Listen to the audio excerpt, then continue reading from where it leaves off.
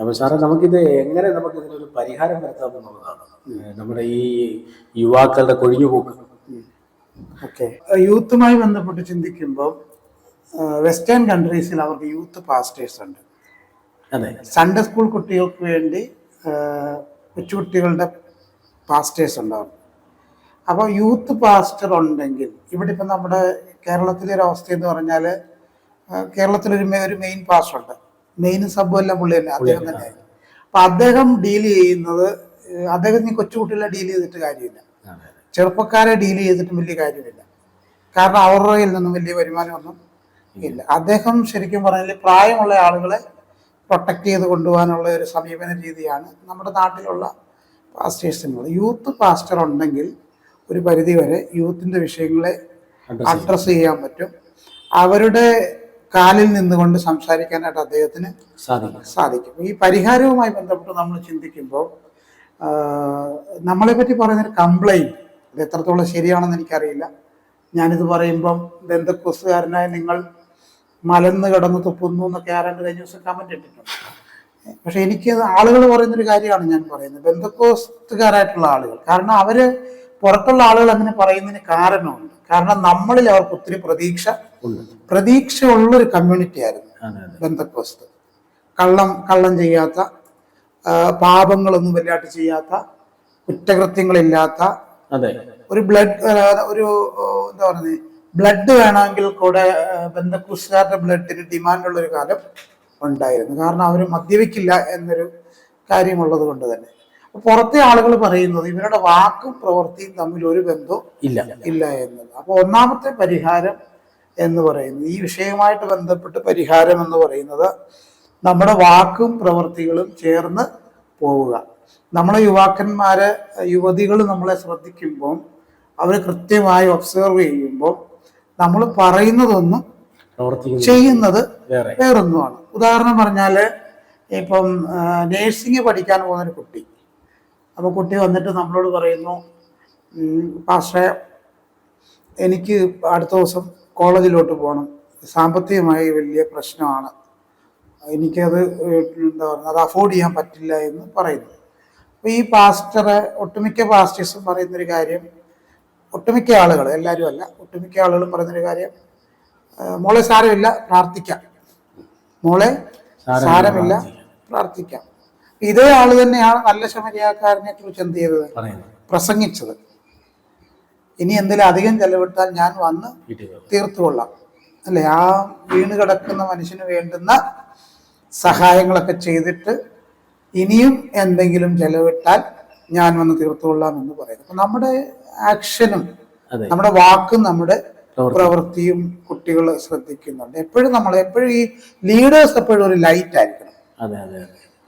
Leaders എപ്പോഴും ഒരു പ്രകാശമായിരിക്കണം. കുട്ടികൾക്ക്, എല്ലാ ആളുകൾക്കും പ്രകാശമായിരിക്കണം. അതുപോലെ തന്നെ യൂത്തിന് അവരെന്തായിരിക്കണം, ഒരു പ്രകാശം പോലെ ആയിരിക്കണം. വിശപ്പുള്ളവൻ വന്ന് കൈ നീട്ടുന്നത് അവന്റെ ആഹാരത്തിന് വേണ്ടിയിട്ട്, പ്രാർത്ഥിക്കാന്നല്ല പറയുന്നത്. ആഹാരം കൊടുക്കുക, റെമഡി എന്ന് പറഞ്ഞാൽ ആഹാരം കൊടുക്കുക എന്നുള്ള. നമുക്ക് നമ്മളെല്ലാം നമ്മൾ ചെയ്യുന്നതെന്ന് പറഞ്ഞാൽ അവരുടെ വിഷയങ്ങളെ നമ്മൾ ശരിക്കും ഡീൽ ചെയ്യുന്നില്ല എന്നുള്ളതാണ്. അത് പുറത്തേക്ക് വിടുക.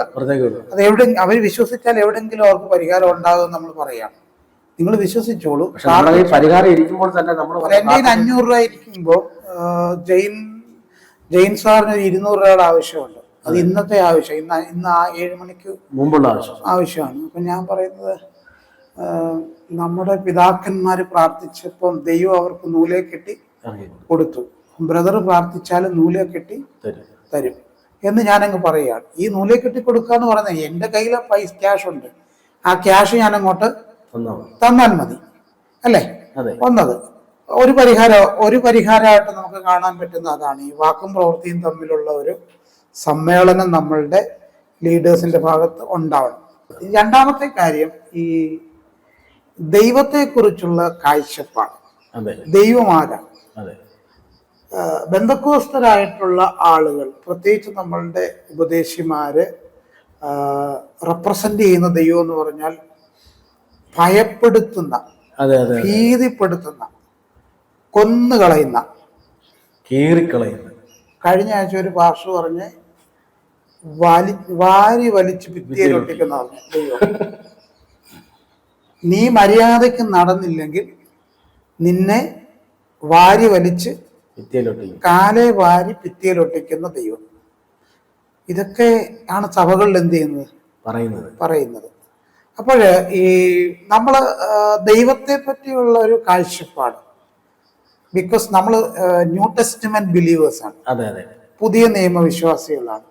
നമ്മൾ ജനത്തിന് കൊടുക്കേണ്ടുന്ന ദൈവത്തെക്കുറിച്ചുള്ള കാഴ്ചപ്പാടെന്ന് പറഞ്ഞാൽ സ്നേഹനിധിയായ ദൈവം. ബൈബിൾ തന്നെയാണ് പഠിപ്പിക്കുന്നത്, അല്ലേ? അതെ. പ്രപഞ്ചത്തിലേക്ക് ഇറങ്ങി വന്ന 33.5 വർഷം മാത്രം ഈ ഭൂമിയിൽ ജീവിക്കാൻ വേണ്ടി തേജോമയനായ ദൈവത്താൽ അയക്കപ്പെട്ട ദൈവപുത്രനായ ക്രിസ്തു, മനുഷ്യനായി തീർന്ന ക്രിസ്തു, സ്നേഹത്തിന്റെ പാരമ്യം എന്ന് നമുക്ക് വിളിക്കാൻ കഴിയുന്ന ക്രിസ്തു.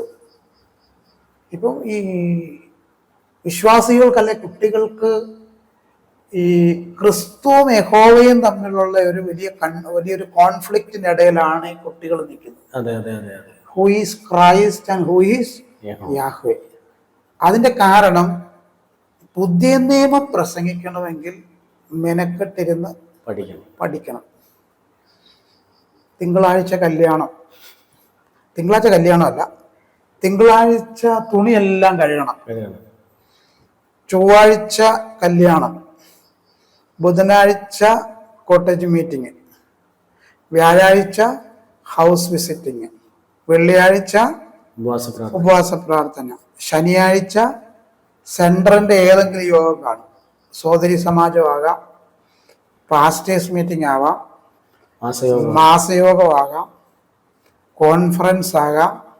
പിന്നെ എല്ലാ സ്ഥലത്തുള്ള UPPF എന്നൊരു സാധനമുണ്ട്, യുണൈറ്റഡ് പെന്തക്കോസ്റ്റൽ പ്രയർ ഫെലോഷിപ്പ്, അതിന്റെ മീറ്റിംഗ് ആവാം. ഇതിനിടയ്ക്ക് വായിക്കാനോ പഠിക്കാനോ ഉള്ള സമയം ലഭിക്കുന്നില്ല. പുതിയ നിയമത്തിലെ യേശുവിനെ പരിചയപ്പെടുത്തണമെങ്കിൽ അത്രയും ആഴമായ വായന ആവശ്യമാണ്. അത് ഫിലോസോഫിക്കലി ഒത്തിരി ഡീപ്പായിട്ടുള്ള ഒരു കാര്യമാണ്. പക്ഷെ പഴയ നിയമത്തിലെ യഹോവയെ പരിചയപ്പെടുത്താൻ അത്ര വലിയ വായനയൊന്നും വേണ്ട. ഈ വേറൊരു സംഭവമുണ്ട്, എനിക്ക് ഇപ്പൊ ദൈവം തമ്പുരാൻ പ്രകാശിപ്പിച്ച, ആത്മാവ് പ്രകാശിപ്പിച്ച വാക്യം പറഞ്ഞെടുത്തോണ്ട് വരും. ഒരു വെളവും ബോധവും ഇല്ലാതാണ് ഈ പറയുന്നത്. ഇപ്പം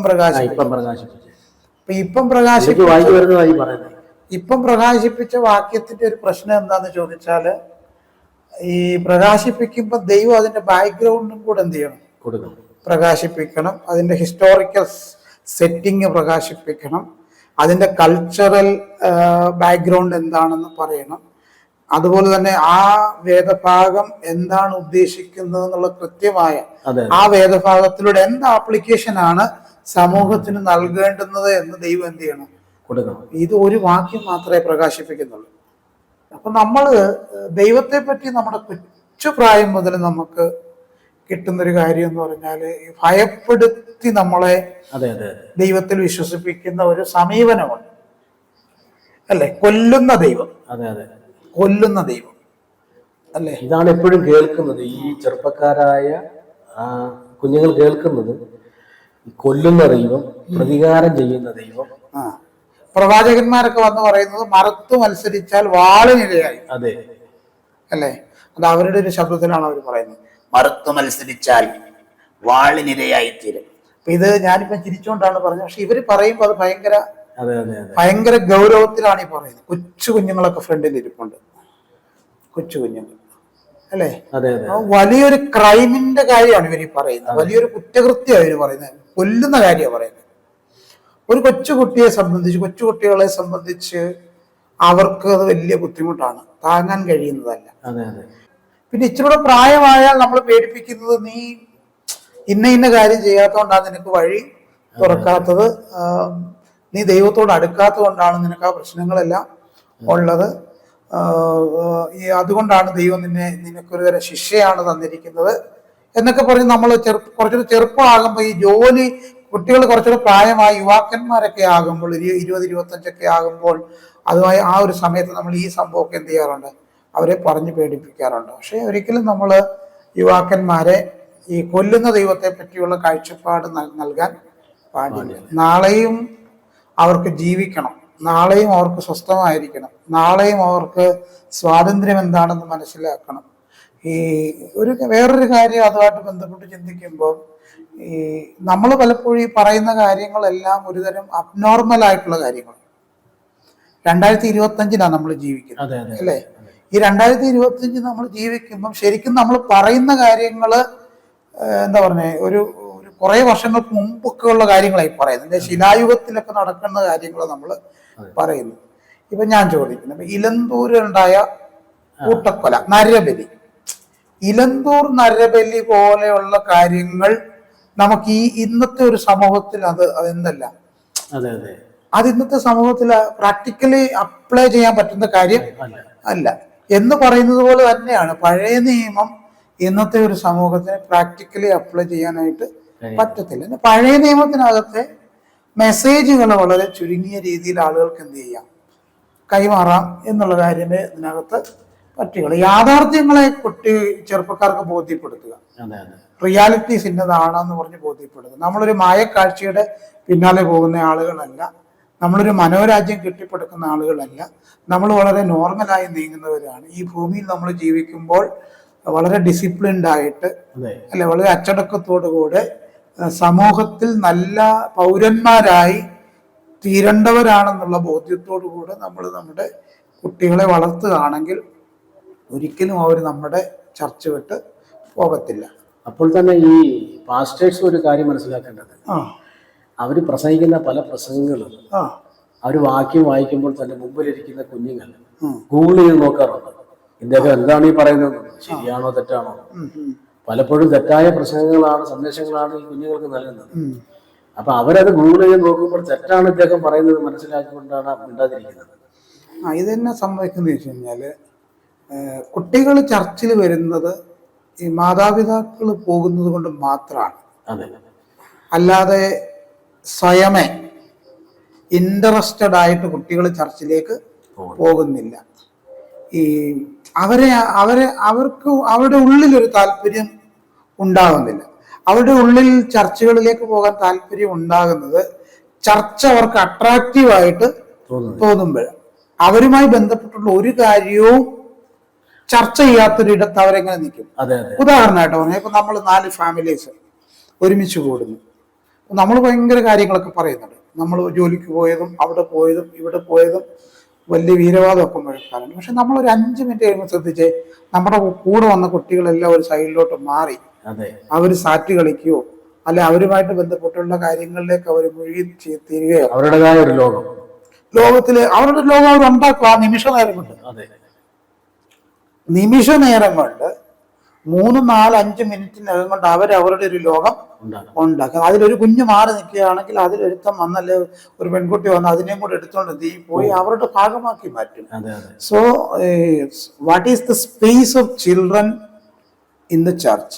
ചർച്ചിനകത്ത് കുട്ടികൾക്ക് എന്ത് സ്പേസ് ആണുള്ളത്?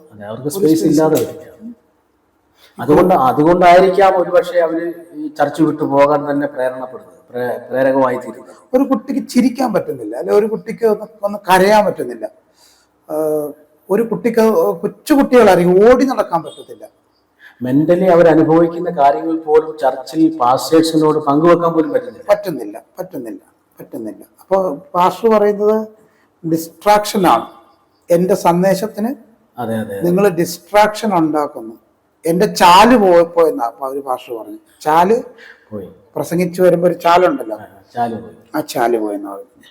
കോട്ടയത്തിനടുത്തുള്ള ഒരു പാസ്റ്റർ ഈ പ്രസംഗിച്ചതിനിടയ്ക്ക് കരണ്ട് പോയപ്പം അത് കുറച്ച് കഴിഞ്ഞ് കരണ്ട് വന്നപ്പോൾ ഇത് ചേഞ്ച് ചെയ്യാൻ പുറകിൽ നിന്നൊരു അച്ഛൻ വന്നപ്പോൾ ആ പാസ്റ്റർ പറഞ്ഞത്, എൻ്റെ ചാല് പോയി, ഇങ്ങനെയൊന്നും ശരിയാവത്തില്ല എന്നാണ്.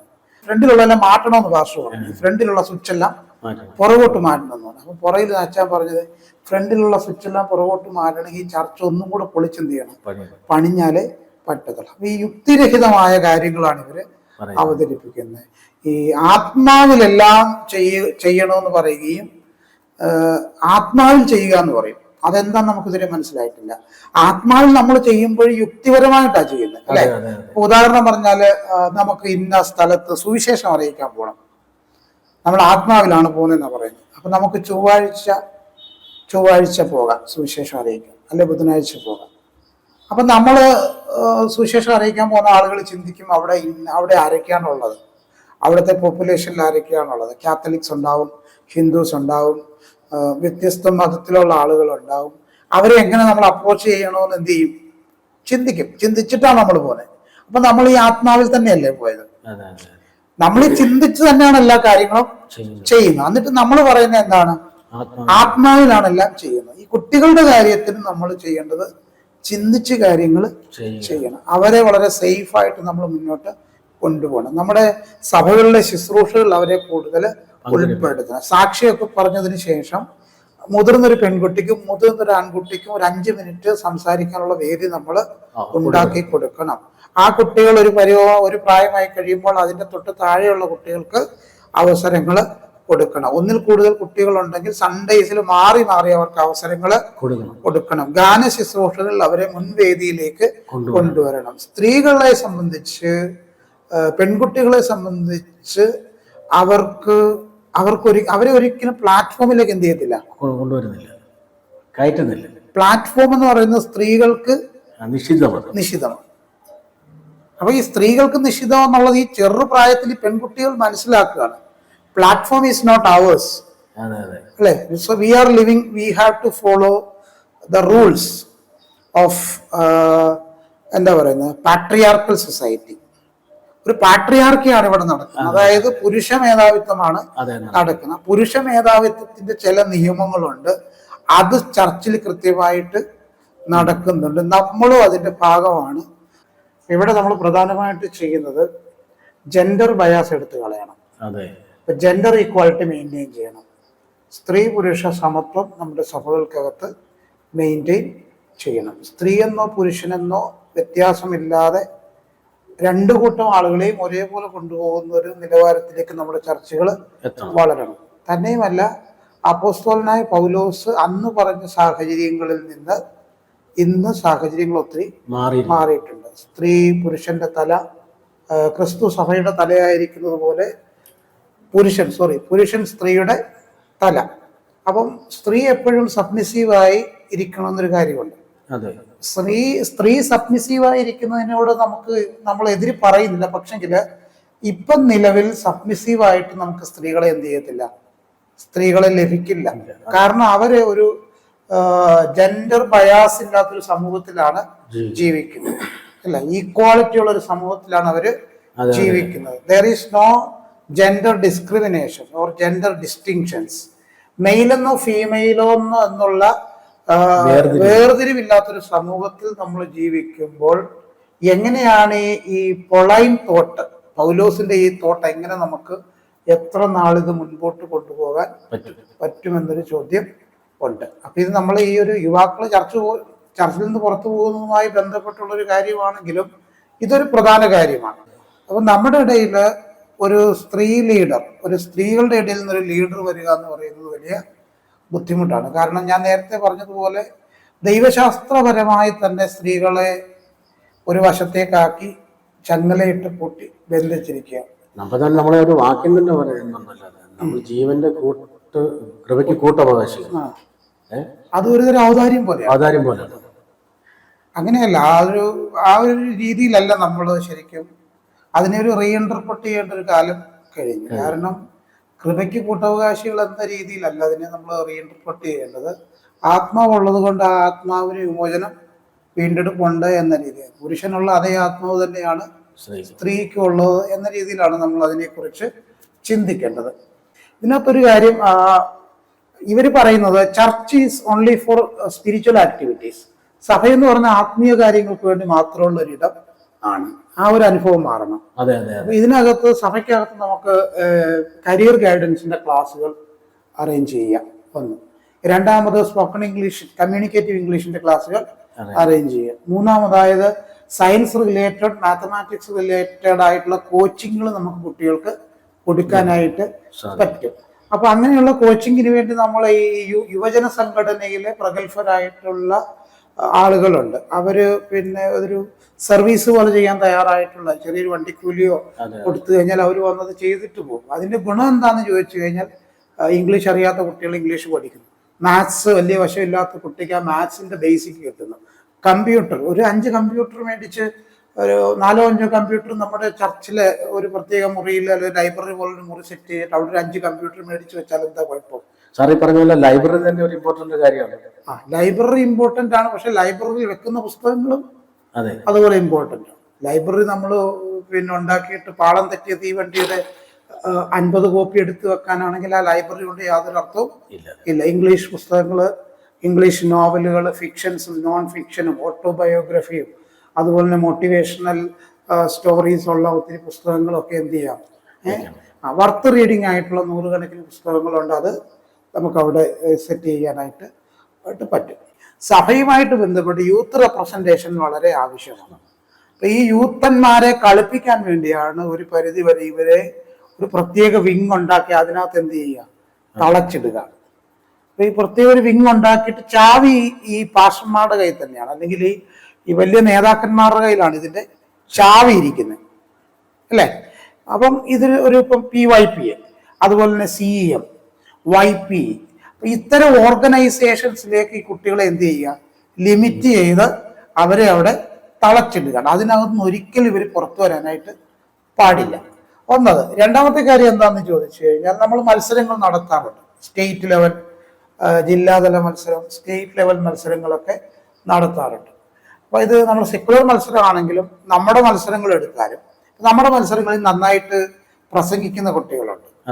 അപ്പൊ അങ്ങനെ പ്രസംഗിക്കുന്ന കുട്ടികൾക്ക് അവസരങ്ങൾ കൊടുക്കാൻ നമുക്ക് കഴിയും. ഇപ്പൊ ടോപ്പ് സിംഗർ പോലെയുള്ള ഒരു മത്സരത്തിൽ പങ്കെടുക്കുന്ന കുട്ടികളെ സംബന്ധിച്ച് അവരുടെ കരിയർ അവിടെ ഡെവലപ്പ് ചെയ്യും, അല്ലേ? ടോപ്പ് സിംഗർ ഫെയിമാണ് സീതാലക്ഷ്മി അല്ലെങ്കിൽ അമൃതവർഷിണി, അവരെ നമ്മൾ തന്നെ വിളിച്ച് പ്രോഗ്രാം കൊടുക്കും. ഇപ്പം എലക്യൂഷൻ കോമ്പറ്റീഷൻ, അത് PYPയുടെയും YPയുടെയും CEMന്റെ ഒക്കെ ഒരു പ്രധാന കോമ്പറ്റീഷനാണ്. ഈ പ്രസംഗ മത്സരത്തിൽ ഒന്നാമതെത്തുന്ന കുട്ടികളെ നമ്മൾ നമ്മളുടെ കൺവെൻഷൻ വേദികളിലും നമ്മളുടെ യൂത്ത് ക്യാമ്പുകളിലും എന്ത് ചെയ്യണം, പ്രസംഗിപ്പിക്കണം. അവരെ പ്രൊമോട്ട് ചെയ്യുക മാത്രമല്ല, അവർക്ക് അതിനുള്ള ഒരു അവസരം കൊടുക്കുകയും അവർക്ക് കൃത്യമായി അതിനുള്ള ഒരു ഓണറേറിയം കൊടുക്കുക, ഒരു റെമ്യൂണറേഷൻ അവർക്ക് എന്ത് ചെയ്യണം, കൊടുക്കുകയും ചെയ്യണം. കാരണം അവർക്ക് അതൊരു പ്രോത്സാഹനമാണ്. അപ്പൊ അവര് നാളെ വലിയ ഇപ്പൊ നമ്മൾ 19-50 വർഷങ്ങളായി നമ്മൾ PYP നടത്തുന്നു, അല്ലെങ്കിൽ യൂത്ത് ഓർഗനൈസേഷന്റെ വിവിധ പ്രോഗ്രാമുകൾ നടത്തുന്നു. ഈ പ്രസംഗത്തിന് ഇത്രയും വർഷമായിട്ട് ഫസ്റ്റ് കിട്ടിയ പിള്ളേർ എവിടെ പോയി? പാട്ടിന് ഇത്രയും വർഷമായിട്ട് ഫസ്റ്റ് കിട്ടിയ പിള്ളേർ ജില്ലാതലത്തിലും സ്റ്റേറ്റ് തലത്തിലും ഫസ്റ്റ് കിട്ടിയവരെ നമ്മൾ അറിയുന്ന പോലുമില്ല. അവർക്ക് നമ്മളൊരു പ്രോഗ്രാം കൊടുക്കുന്നില്ല, ഒരു പാട്ട് നമ്മൾ സ്റ്റുഡിയോയിൽ പാടാൻ അവസരം കൊടുക്കുന്നില്ല, അവരെ നമ്മുടെ കൺവെൻഷൻ വേദികളിൽ കാണാറില്ല. നമ്മൾ സ്റ്റാർ സിംഗറിൽ ഫെയിം ആയിട്ടുള്ളവരെ വിളിച്ച് നമ്മൾ പാടിപ്പിക്കുമ്പോൾ നമ്മുടെ പെന്തക്കോസിനകത്ത് പാടി വിന്നറായ ആൾക്ക് നമ്മളൊരു അവസരം കൊടുക്കുന്നില്ല. നമ്മൾ അവസരം കൊടുക്കുന്നില്ല. ഈ അവസരം കൊടുക്കുന്ന എപ്പോഴാന്ന് ചോദിച്ചു കഴിഞ്ഞാൽ, താങ്കൾക്കാണ് സമ്മാനം കിട്ടിയതെങ്കിൽ താങ്കൾ എൻ്റെ അടുത്ത ബന്ധുവാണെങ്കിൽ അവസരം ഉണ്ട്. എനിക്ക് താങ്കളുമായിട്ട് ഒരു ബന്ധവും ഇല്ലെങ്കിൽ, താങ്കൾ എനിക്ക് അറിയത്തില്ല, വേറെ എവിടെയുള്ള ആളാണെങ്കിൽ താങ്കൾക്ക് എന്തില്ല, എന്റെ പാട്ടിനകത്ത് ഒരിക്കലും താങ്കൾ പാടില്ല. നമ്മളുടെ ഒത്തിരി കുട്ടികൾ ഈ മ്യൂസിക് നന്നായിട്ട് അറിയാവുന്ന കുട്ടികളുണ്ട്. ഈ മ്യൂസിക് നന്നായിട്ട് അറിയാവുന്ന കുട്ടികളെ നമുക്കറിയാം, അവര് കർണാട്ടിക് മ്യൂസിക്കിന് അവരെ വിട്ടു കഴിഞ്ഞാൽ അവിടെ ഹിന്ദു ദൈവങ്ങളുടെ സ്തുതികളും മറ്റും പാടേണ്ടതായിട്ട് വരും. അപ്പൊ അത്തരം ആളുകള് ചമച്ചിട്ടുള്ള പാട്ടുകളാണ് ഈ കുട്ടികൾ എന്ത് ചെയ്യുന്നത്, പഠിച്ച് പാടേണ്ടതായിട്ട് വരുന്നത്. അപ്പൊ നമ്മുടെ ഇവിടെയുള്ള പാടാൻ കഴിവുണ്ട്, പക്ഷെങ്കിൽ ഇതിങ്ങനെ ആയതുകൊണ്ട് അവിടെ പോകാൻ പാടില്ല. ഭയങ്കര ഡിസിപ്ലിൻ ആണ് ആ കാര്യത്തിൽ. അപ്പൊ അങ്ങനെ വരുമ്പോ ആ കുട്ടിക്ക് എന്ത് ചെയ്യുകയാണ്, ജന്മസിദ്ധമായി ലഭിച്ച കഴിവിനെ പരിപോഷിപ്പിക്കാനുള്ള സാഹചര്യം ഇല്ലാതെ പോവുകയും ആ കുട്ടി തന്നെ അങ്ങില്ലാതെയാവുകയാണ് ചെയ്യുന്നത്. ഡാൻസ് കളിക്കാൻ താല്പര്യമുള്ള കുട്ടി, അല്ല, ഇപ്പം നമ്മൾ പറഞ്ഞൊരു കാര്യമുണ്ട്, ഈ സംഗീതം അറിയാവുന്ന ഒരു കുട്ടി സഭയിൽ വന്നിട്ട് പിന്നെ അവർക്ക് മറ്റൊരു വേദികളിൽ പാടാനോ ഒന്നും പോകാൻ കഴിയാതെ ഒതുങ്ങിപ്പോയൊരു കാര്യം നമ്മൾ എപ്പോഴും ചർച്ച ചെയ്തിട്ടുണ്ട്. ഇവിടെ ഇപ്പം സംഗീതമാകട്ടെ ഡാൻസ് ആവട്ടെ, ഇപ്പൊ സംഗീതമാണെങ്കിൽ തന്നെ അവർക്ക് സംഗീതം ചിട്ടപ്പെടുത്താനുള്ള സാഹചര്യം നമുക്ക് എന്ത് ചെയ്യാം, ഒരുക്കി കൊടുക്കാം. ഇപ്പം നമ്മുടെ ഈ ഇപ്പം തന്നെ ഒരു നാടൻ പാട്ടിന്റെ ഒരു സമയമാണിപ്പോൾ. നാടൻ പാട്ട് അതിന്റെ ഒരു ഉച്ചസ്ഥായിൽ നിൽക്കുന്ന ഒരു സമയമാണ്.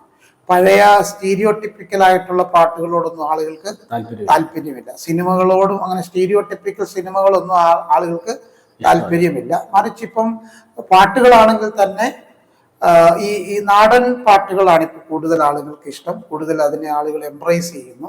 ഈ പുതിയ നിയമത്തിലെ യേശുക്രിസ്തുവിന്റെ പരസ്യ ശുശ്രൂഷയുമായി ബന്ധപ്പെട്ട് 100 കണക്കിന് പാട്ടുകൾ എഴുതാനും കമ്പോസ് ചെയ്യാനും നമ്മുടെ ഇടയിലുള്ള കുട്ടികളെ കൊണ്ട് പാടിപ്പിക്കാനും നമുക്ക് കഴിയണം. അപ്പൊ അങ്ങനെ ചെയ്യുമ്പോൾ ആ കുട്ടികൾക്കൊരു കരിയർ ഉണ്ടാവുകയും ചെയ്യുന്നു. നമ്മൾ സംഗീതത്തിന്റെ ചില മേഖലകളെ നമ്മൾ പരിപോഷിപ്പിക്കുകയും ചെയ്യുന്നു എന്നുള്ളതാണ് സത്യം.